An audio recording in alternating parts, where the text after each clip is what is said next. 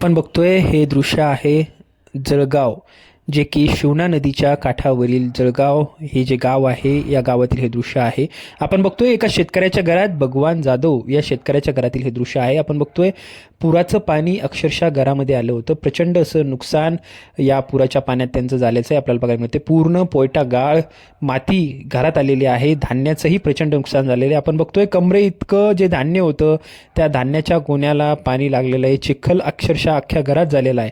आणि हे पूर्ण जे नुकसान आहे घरातलं शेतीचं असेल ते तर नुकसान न भरून निघणार आहे, परंतु घरातल्या ज्या संसार उपयोगी वस्तू आहे, गव्हाच्या गोण्या आहे, पूर्ण मातीने भरलेल्या, पूर्ण वाया गेल्याचंही हे दृश्य आहे. अशाच प्रकारे जळगावमध्ये अनेक घरांमध्ये हे दृश्य आपल्याला बघायला मिळते.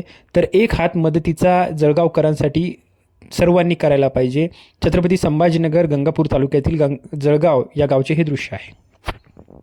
ज्याला कोणाला मदत करायची असेल त्यांनी जळगाव जे काय लासूर गावच्या बाजूला, लासूर गावाला नुकसान झालेलंच आहे, परंतु लासूरच्या बाजूलाच नदीच्या कडेला असलेल्या जळगावला सुद्धा एक हात मदतीचा करायला हरकत नाही.